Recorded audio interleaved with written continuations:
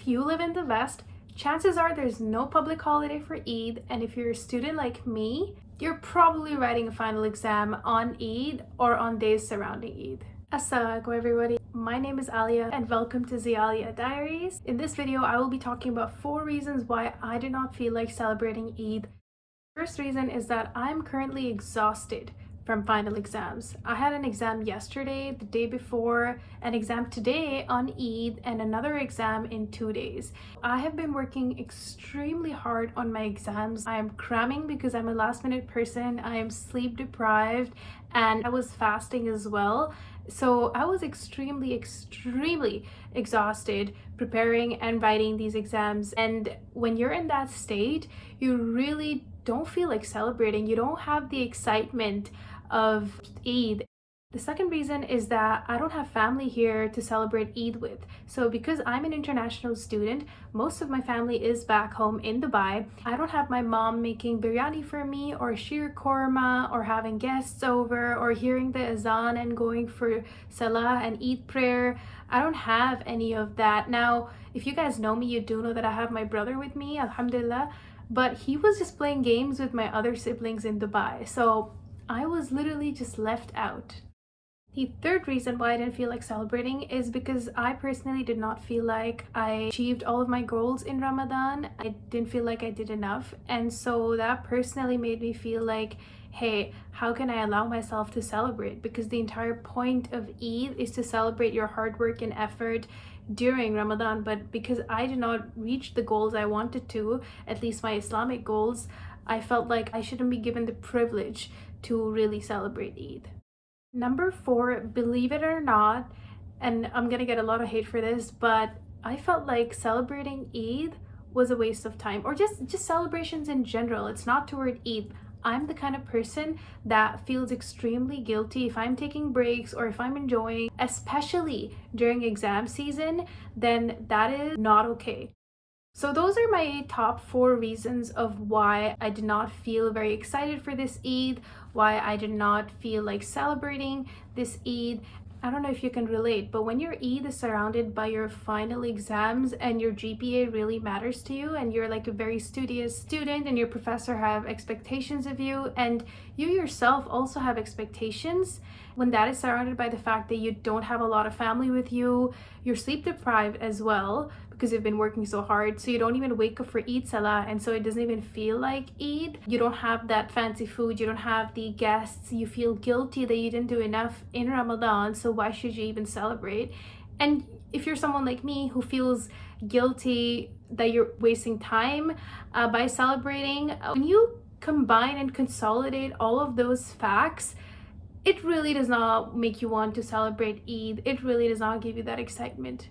But it's not the end of the world. I ended up having a major mindset shift.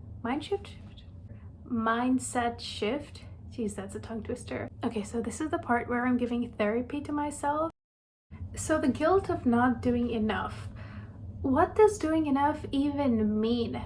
What were my goals for Ramadan, and what was the reason I was not able to achieve those goals? So my goal this Ramadan was to finish half of the Quran with translation and write just 1 blog on an Islamic topic.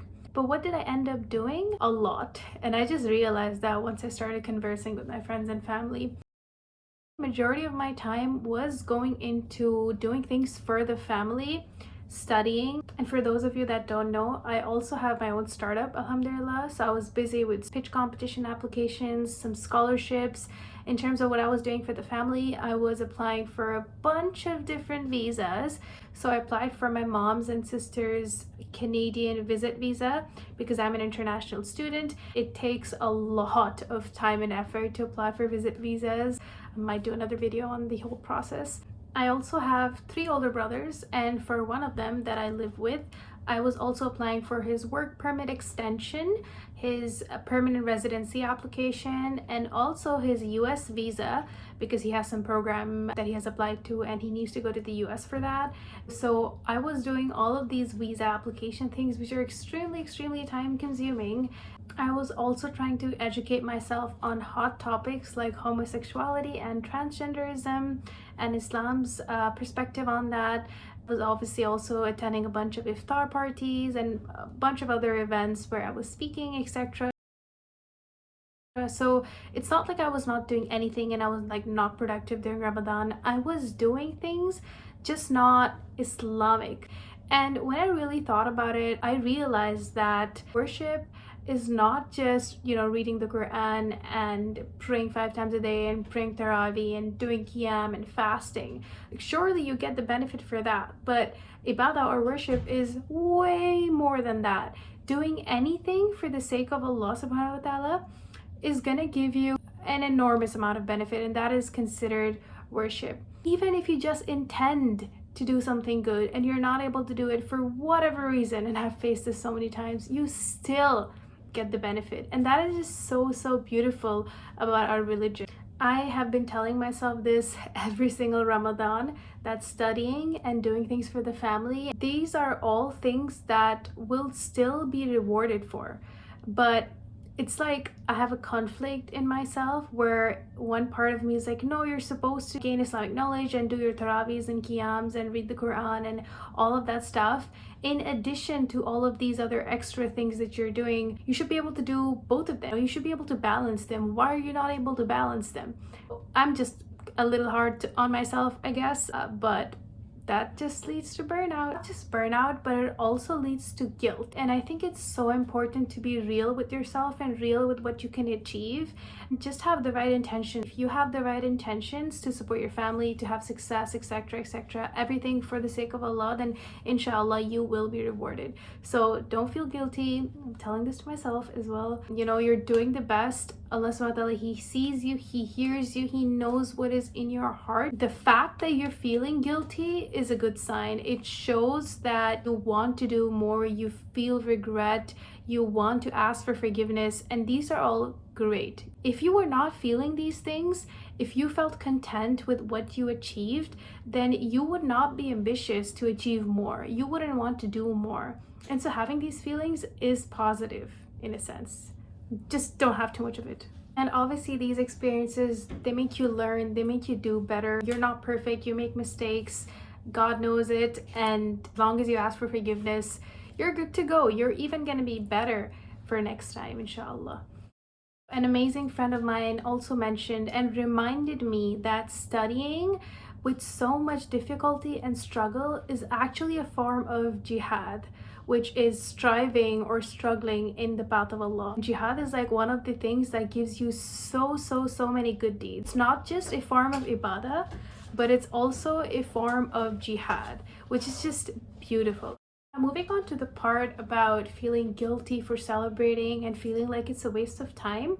Now that I think about it, that just feels so absurd. It's like you have to remind yourself of why it is we even celebrate Eid.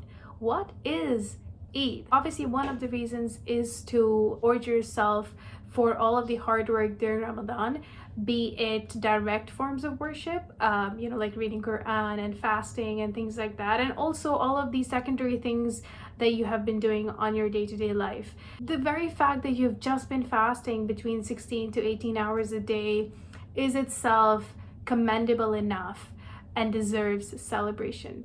It is also an occasion for reconnecting with friends and family. There's so many friends and family that we haven't really communicated with in ages, and so this is the time of the year where you're literally spamming each other, spamming all of your friends and families, and really getting to catch up with them, because when else will you take that time out?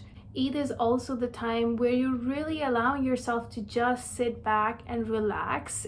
It is the time of the year when you're allowed to enjoy, allowed to waste time and take that massive break. The entire point of Eid is to be happy, is to rejuvenate, so you're out even better, so you don't burn out. It's like God is kind of forcing you to take some time off and just chill out, and my stupid self just feels guilty about it, but now alhamdulillah, just talking here makes me reflect and realize that I was just being so absurd, and I should really stop thinking that way and embrace Eid, which is really a gift given to us by God. Especially with exams going on during Eid, right after Ramadan, and even during like the last 2 days of Ramadan, I deserve, or we all as students deserve, this time out and break.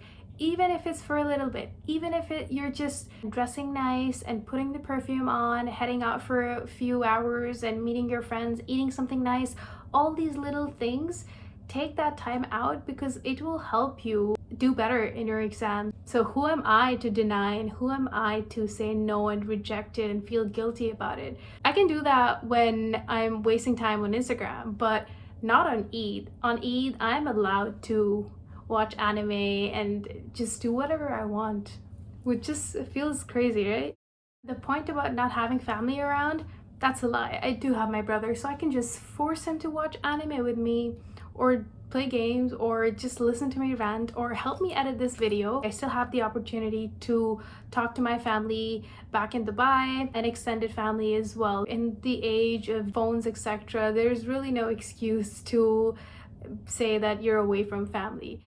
Instead of being like, Eid came at such an inconvenient time, I should be like, hell no, Eid came at the perfect time. It's here so that I can de-stress. That should be the mindset. That's the end of the video. I hope it helped. I hope you guys had a mindset shift as well. If you like this video, then feel free to follow me on Instagram right here, and like and subscribe. God, this is so cringy.